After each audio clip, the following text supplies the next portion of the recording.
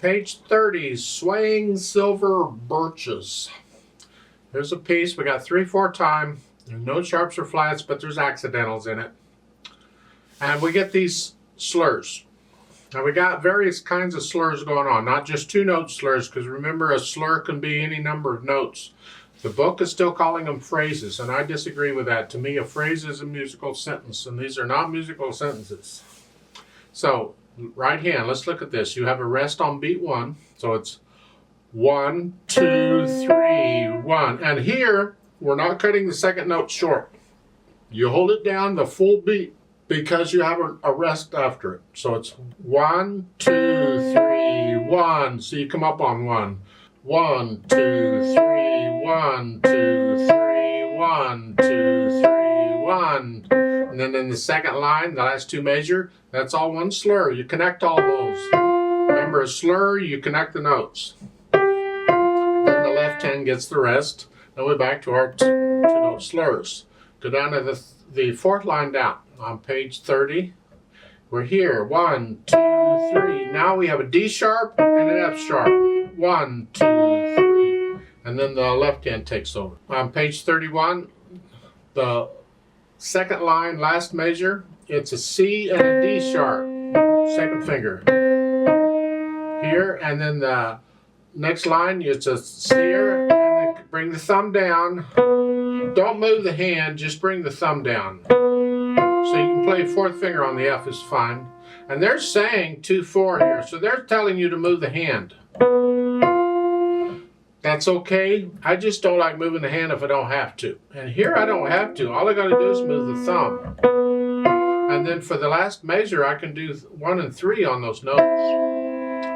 But you can use your fingering if you want. It's 1 and 5, and then 4 and 2, or 2 and 4, whatever. Left hand, the melody's in the left hand. So you hear 3 here, and then G sharp, A flat,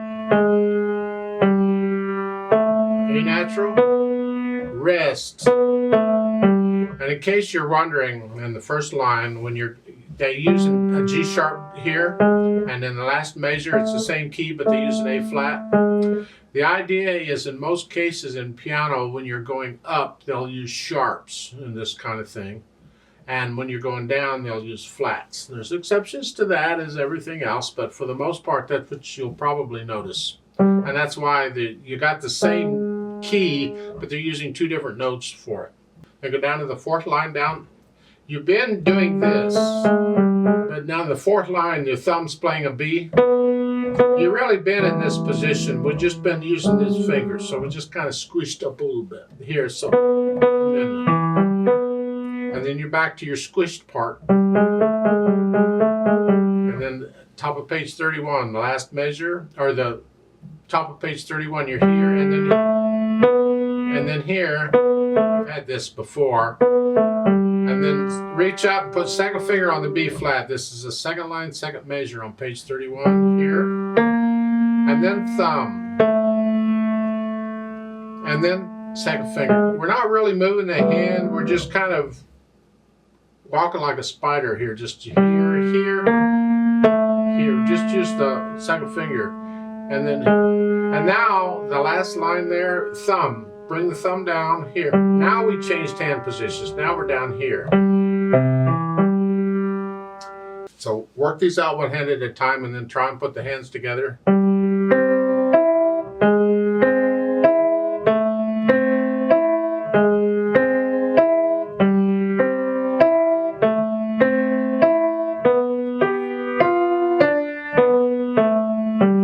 Now, 2nd line, last 2 measures. The left hand comes up when you play the D, the next measure here, right there, and then it has to play a B, and that B is connected to the D. It's got to sound like one hand played them all. Here, and they ending the slur there. However, I'm going to tell you, go ahead and connect this note to the next note. You see, this type of thing, or these notes, is like a lead-in. It leads into whatever comes next, and therefore in most cases you will connect it to whatever comes next. According to what the music is saying, you would do this. You would lift up and go on you lift up between these phrases. But here I'm telling you, don't lift up on this one, connect it to the next one.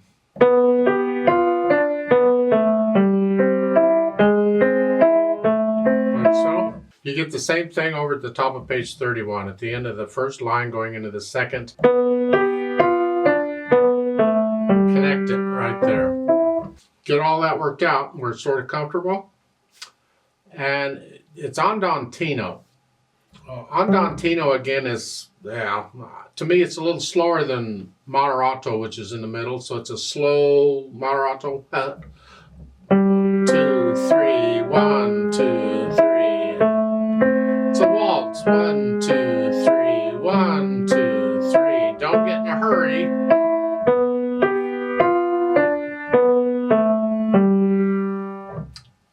Then we add the dynamics. It starts out piano, P for soft. That's the left hand. The right hand has to be very soft. In the second line, you have that swell going on. You're going to crescendo and then decrescendo. We'll look in the middle of it between the arrows and see what note or notes are there, because that's your target. That's where you're headed.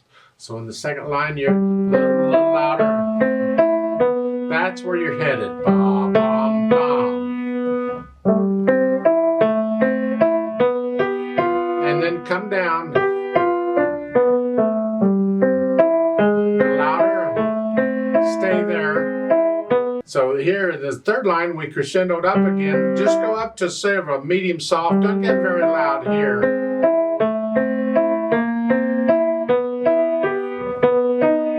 And then in the fourth line, you come back down. All of that's melody there. The right hand is melody there too. Then you soft again. And then the 31, you get the swell again. So put in the dynamics. But you got to get to know the piece well enough so you're not thinking about notes and rhythms and fingering. And you can think about the emotion this is giving you. What does it feel like? Well, to me, it's faster than andantino. I want to play this.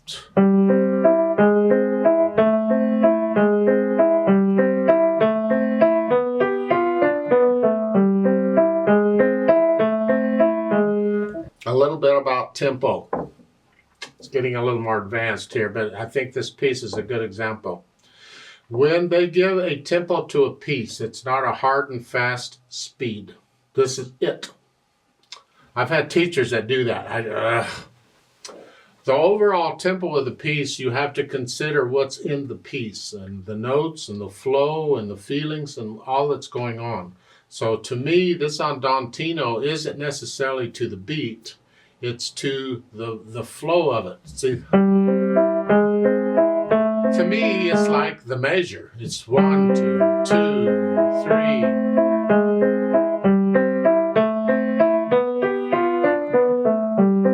To me is the andantino.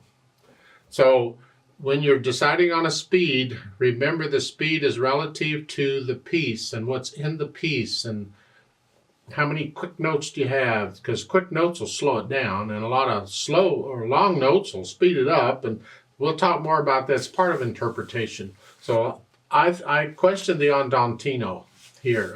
I think it can go a little bit faster. To me, it's more like an allegretto. At the bottom of page 31, they talk about phrasing in fours. And I disagree with what they're saying, but let's talk about it. You see, to me, these are not phrases. We're not phrasing here. These are slurs. We're slurring in four. We can slur in any number of notes. The point is you're connecting all of them within a slur, but you're separating the slurs with a lift of the hand, whatever hand. So here in the right hand, and they're kind of telling you it's forearm drop, that's lowering it down, drop gently. And you're connect it and then lift up. I just lift up, I don't roll. But.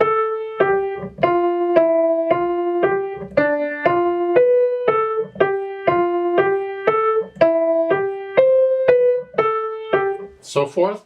The left hand is here. Now I suggest you move the left hand down here. You can pretend it's middle C's here.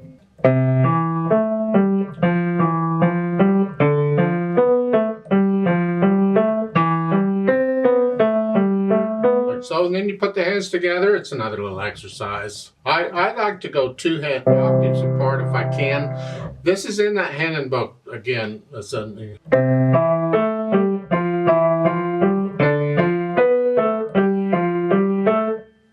Now, a thing about slurs, and I'll point this out more, is that a lot of times when you get slurs like this, the first note of a slur will get just a little more emphasis than any of the others. You don't really accent it, you just kind of feel it. You drop into it gently.